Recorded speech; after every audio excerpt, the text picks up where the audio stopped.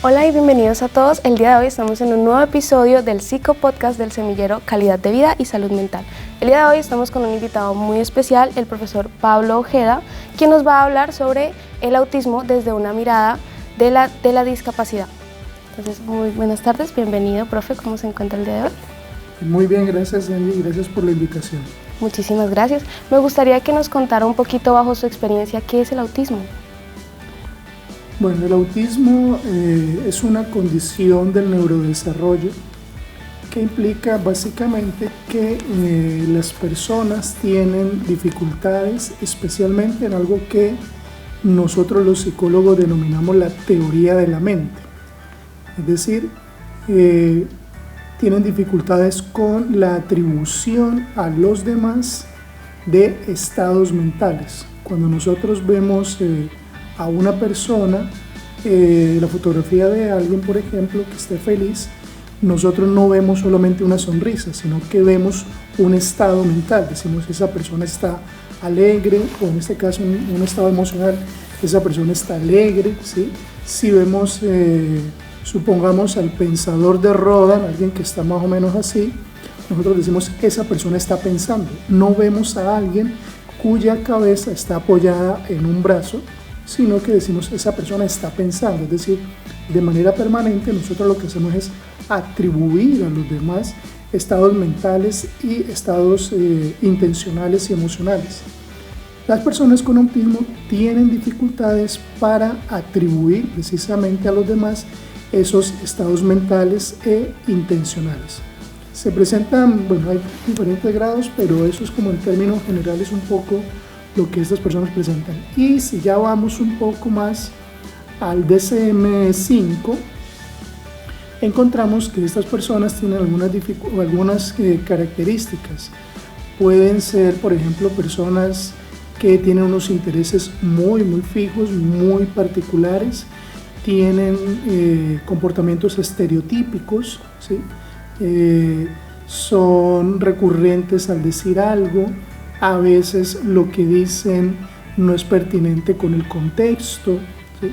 Son como algunas de las características. Y hay diferentes grados, está desde el grado más bajo de autismo, que es el 1, hasta el grado mucho más profundo, que es el 3.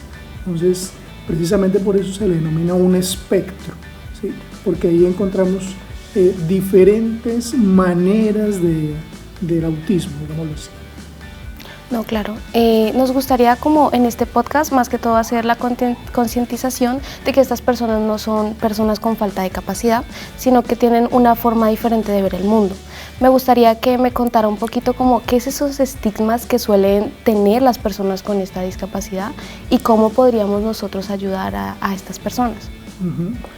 Bien, bueno, los estigmas realmente son varios los que aparecen alrededor de las personas con autismo.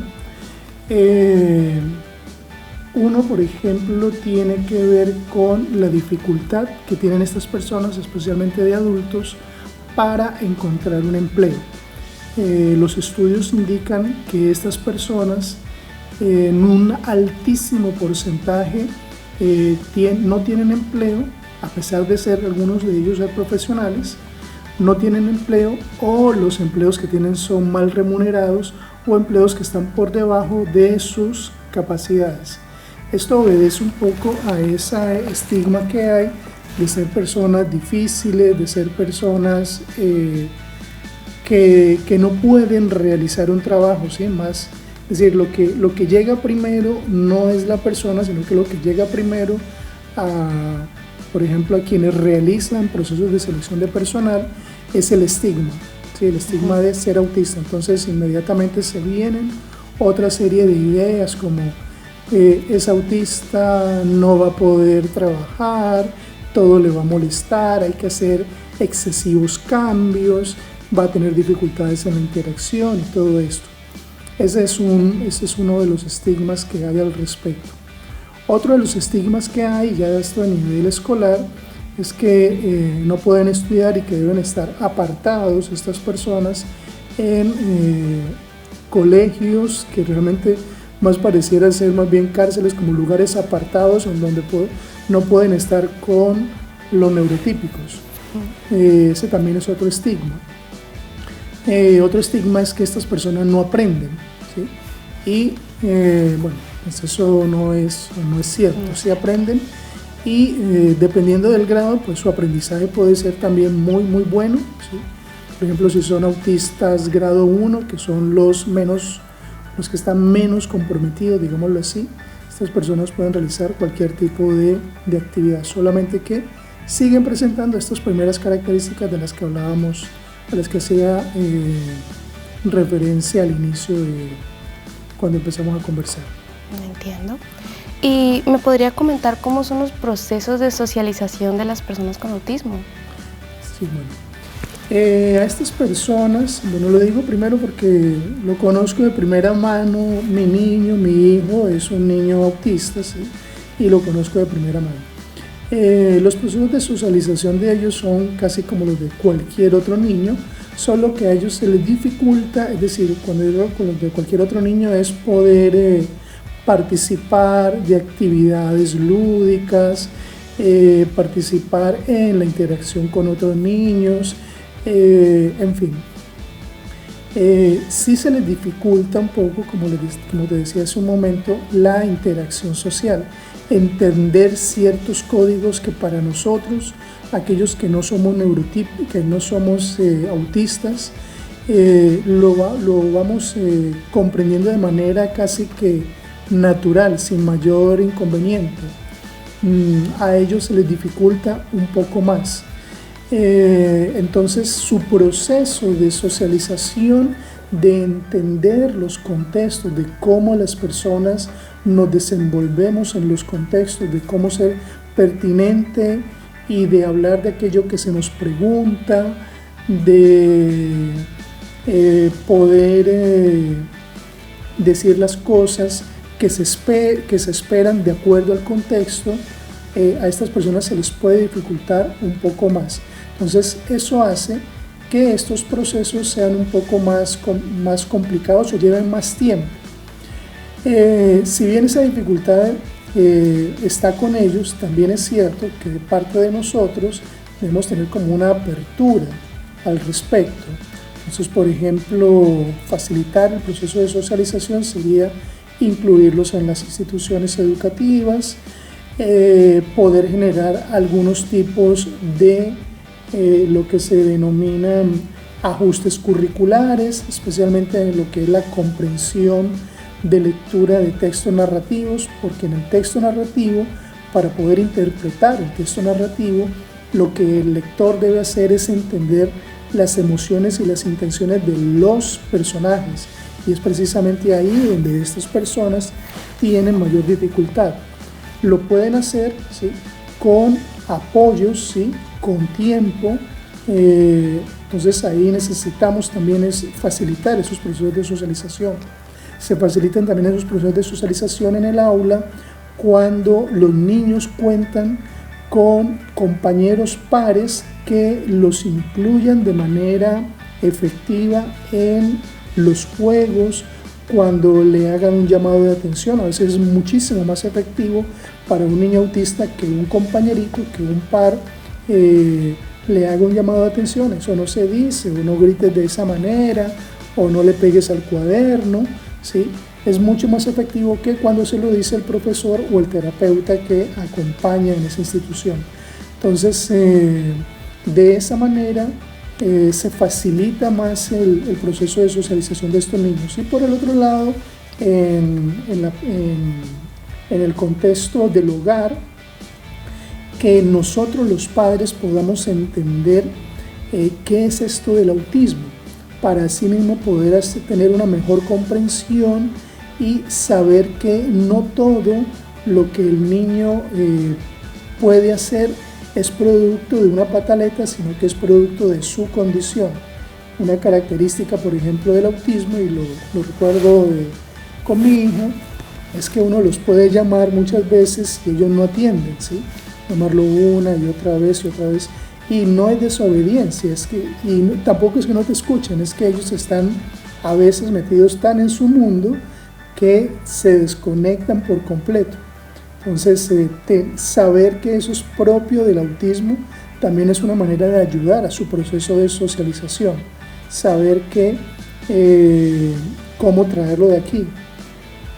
Otra manera de colaborar en el proceso de socialización de estos niños es mirarlos directo a los ojos. Ellos tienen dificultad para mirarlos a los ojos, pero nosotros no. Entonces, como nosotros somos adultos y generalmente somos un poco más grandes que ellos, en estatura al menos, bajarnos a su nivel, mirarlos directamente, ¿sí? Y decirles algo, ¿sí? Ahora tal cosa, ahora esto.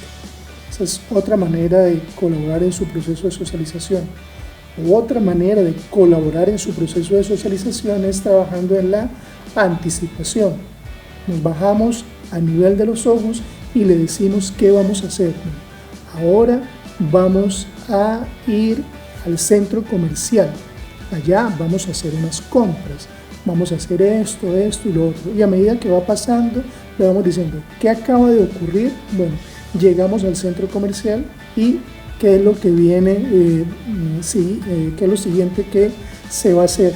Eso a ellos les sirve mucho, especialmente para aquellos autistas que son bastante rígidos, que los hay, algunos, no todos, ¿sí?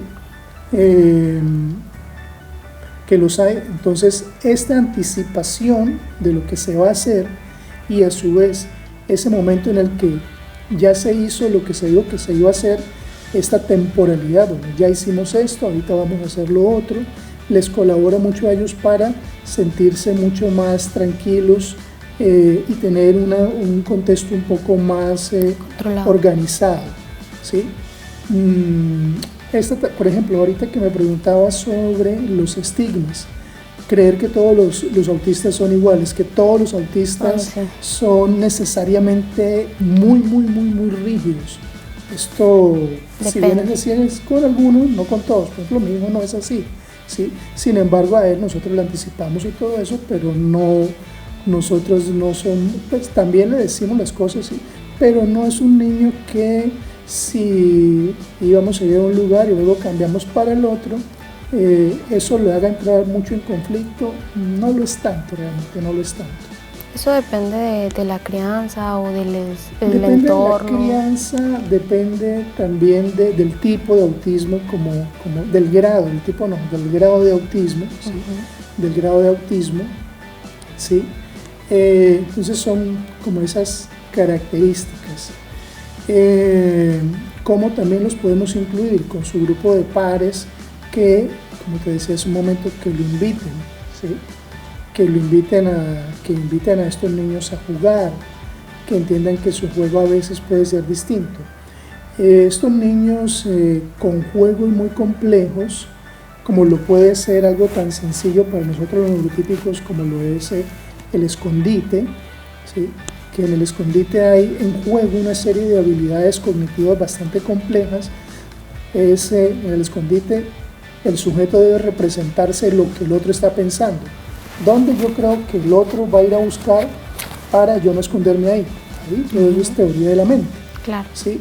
Entonces, eso a ellos se les dificulta un poco. Pero hay otro tipo de juegos que ellos no tienen ninguna dificultad. Por ejemplo, patear un balón.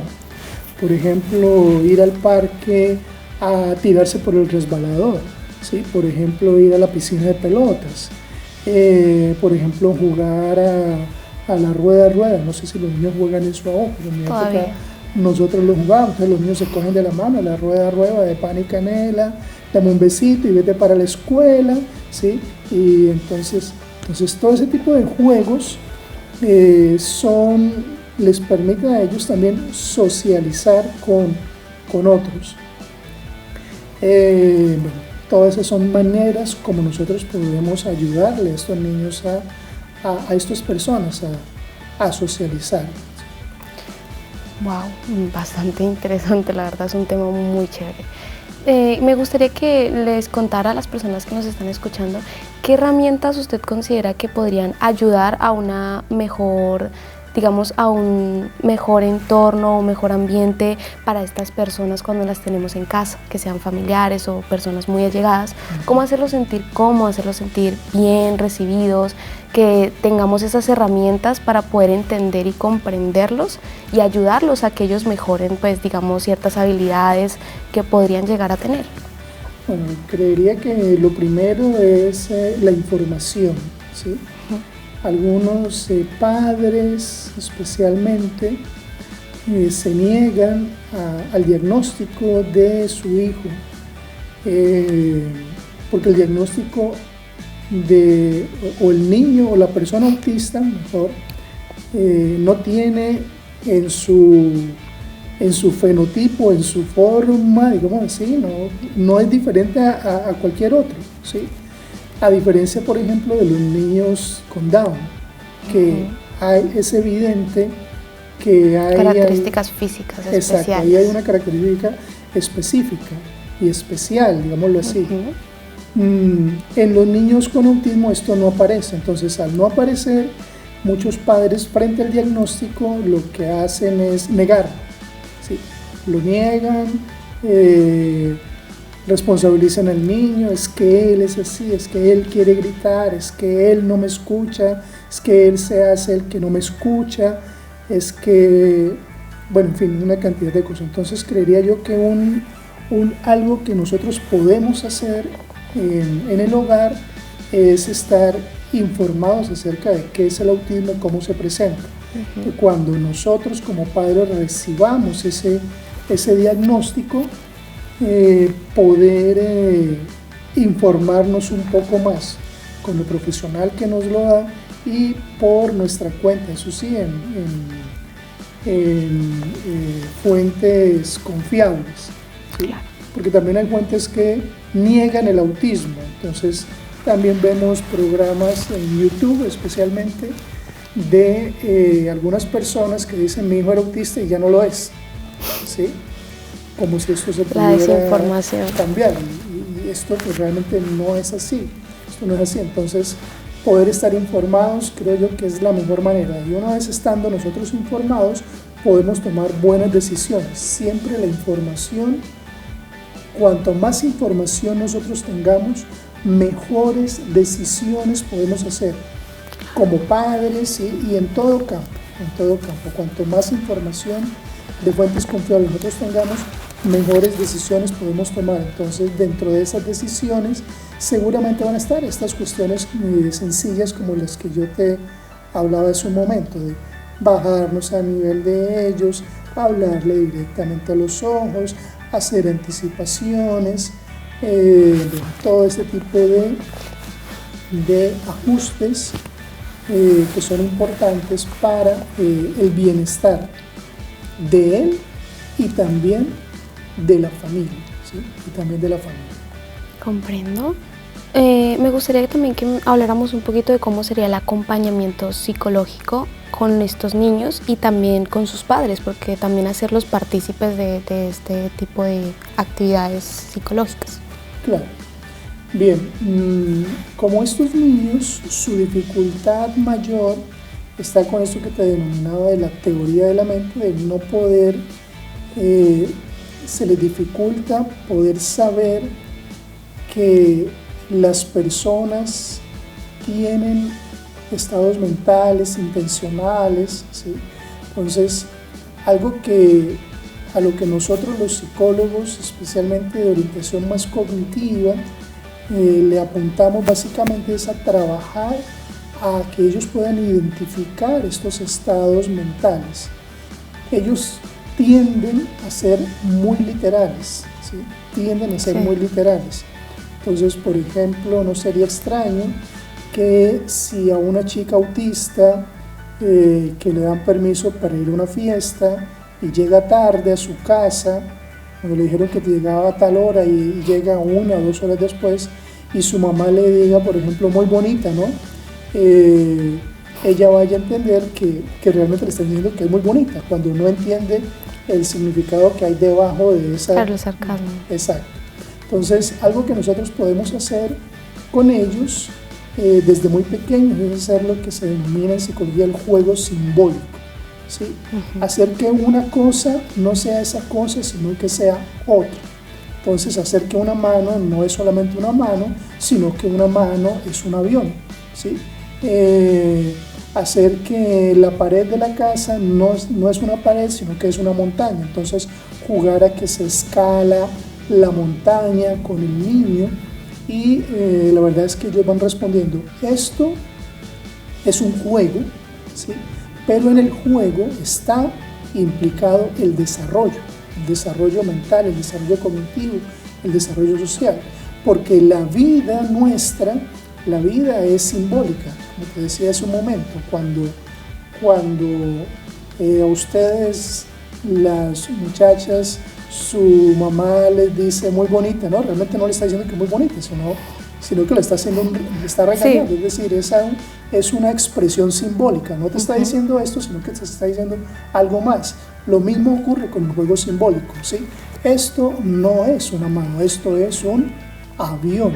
Esto no es simplemente una mano empuñada, esto es una espada, y entonces vamos a hacer espadachines y todo eso. Entonces, como el juego de alguna manera reproduce parte de lo que es la vida social. Entonces, una intervención psicológica muy importante es el juego simbólico.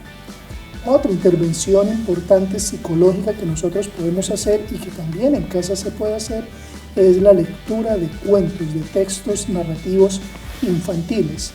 Porque en el texto narrativo, para poder comprender, yo tengo que saber cuál es la intención del personaje, ¿sí?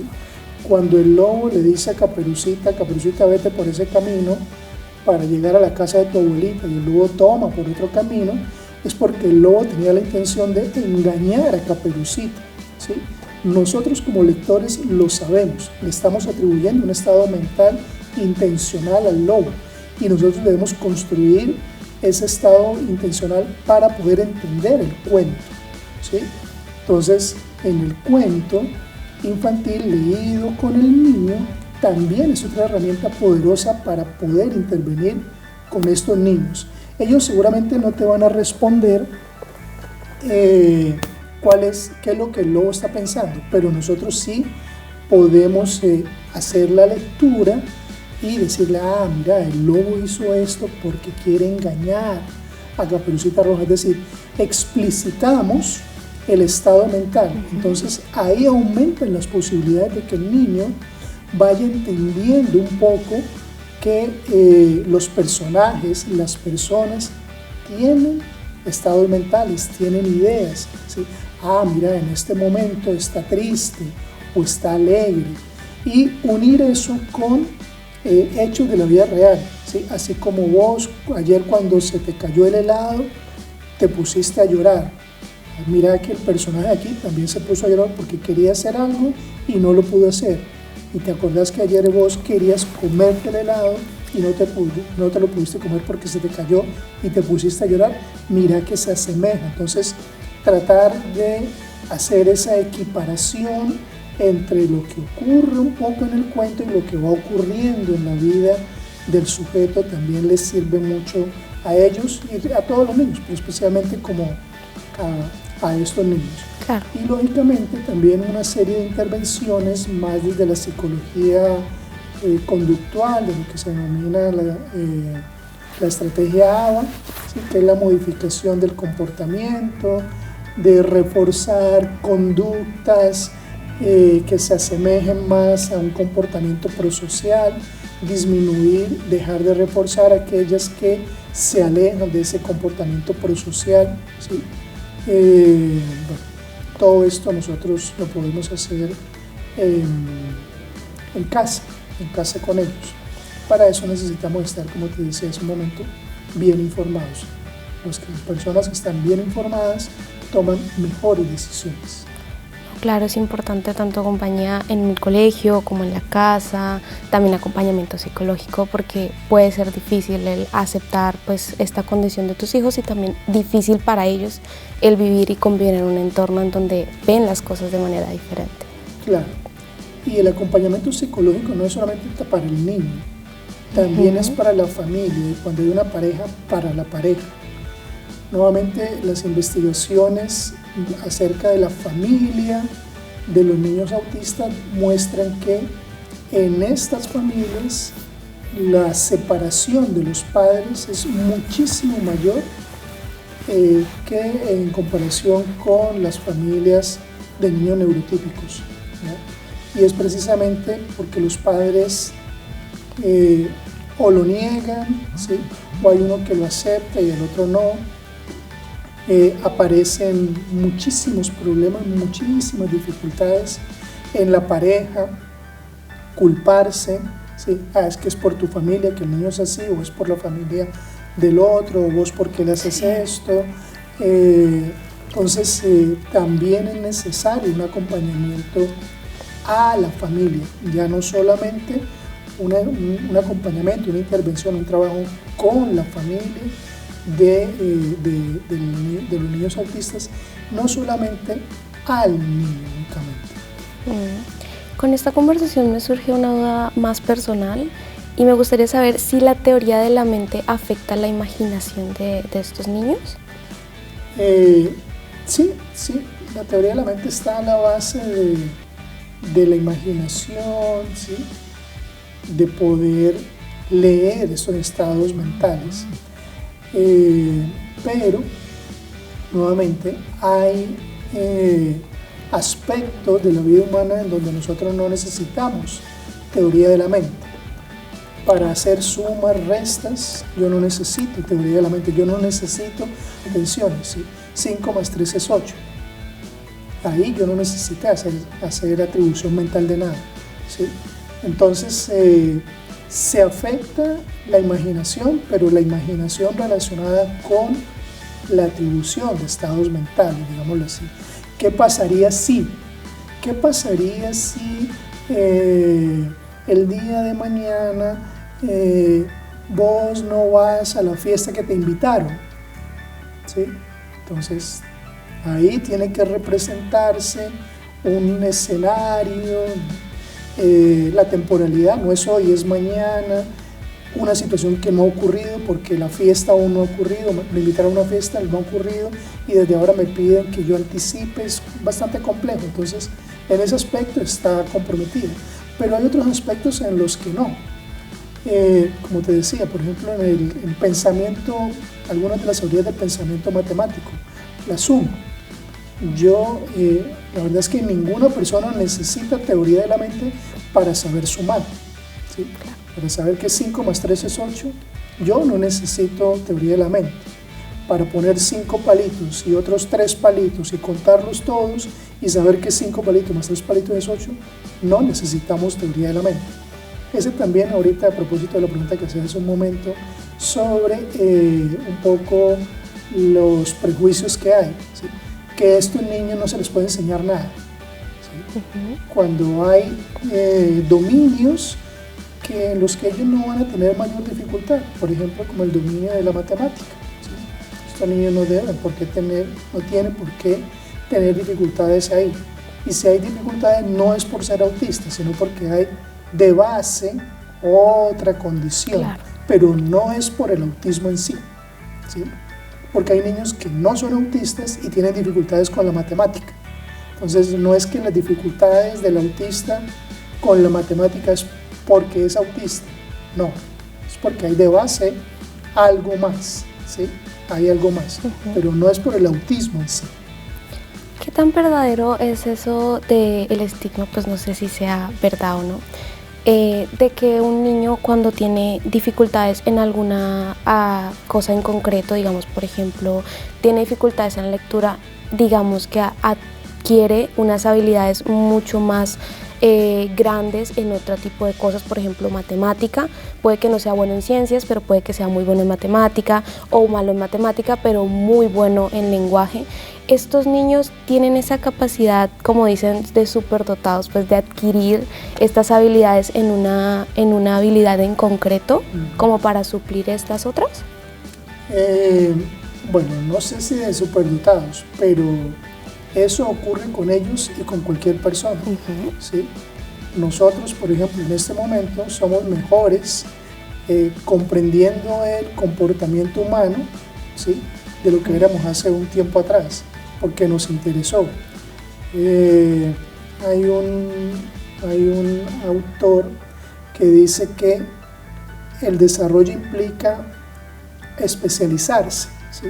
Entonces, algunas personas han decidido especializarse en el campo de la matemática, pero dejaron de lado especializarse en otros campos. Cuando tenían tantas opciones, decidieron algún campo.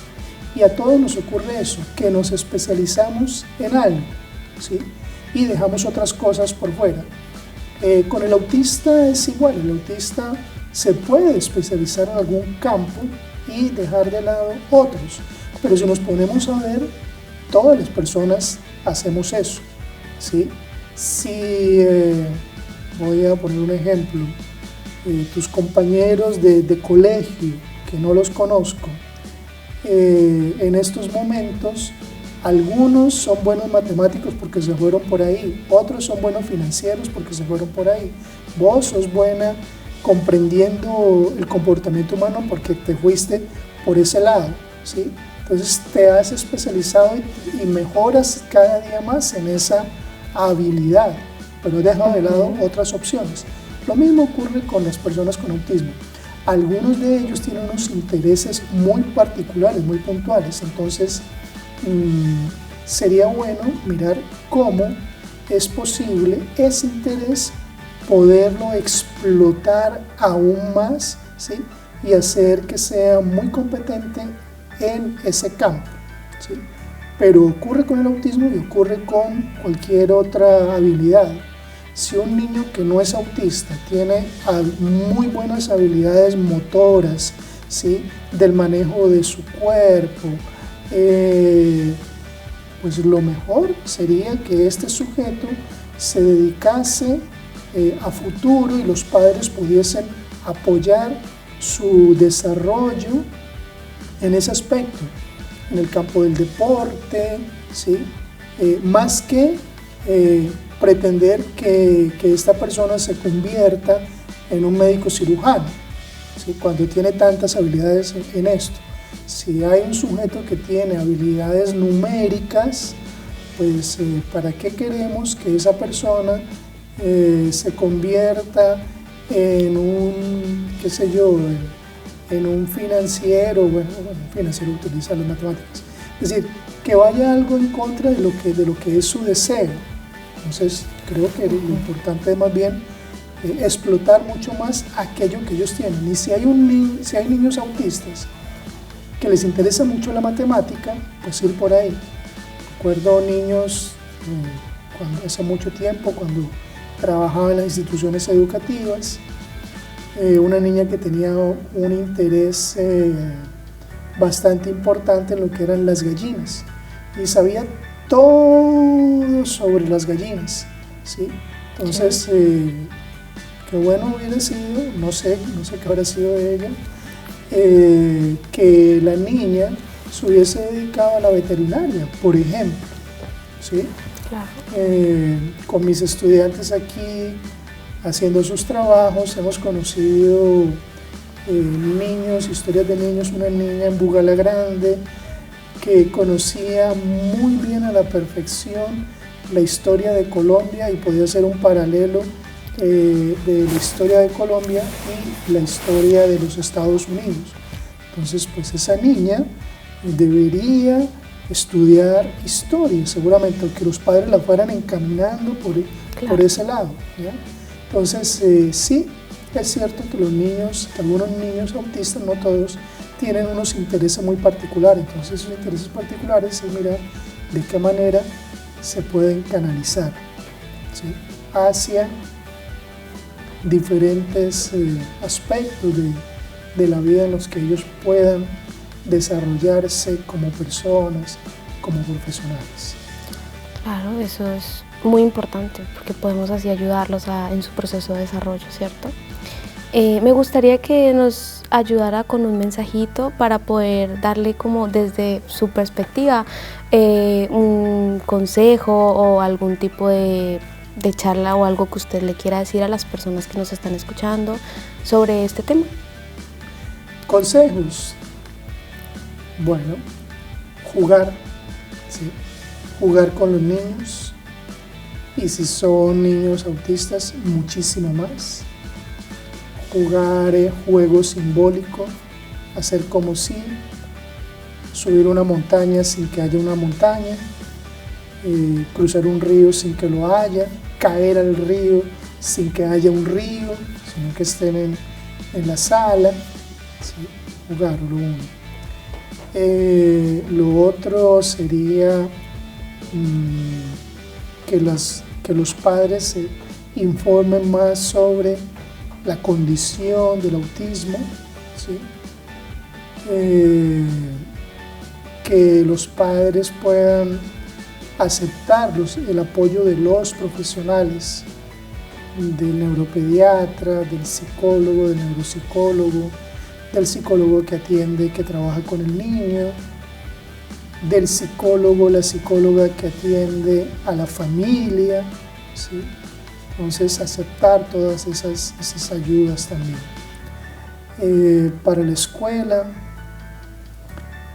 generar espacios de interacción de ellos con los otros, tener algunos compañeritos que tienen estas habilidades prosociales casi que de manera innata, entonces que estos compañeritos sean los que inviten al niño a jugar, los que le pongan límites también, trabajar con estos niños acerca de cómo trabajar. Eso es una estrategia que la literatura ha probado que es muy efectiva para mejorar el proceso de socialización de los niños, de estos niños autistas, para mejorar lenguaje, para mejorar interacción de ellos con los demás, en fin, eso básicamente.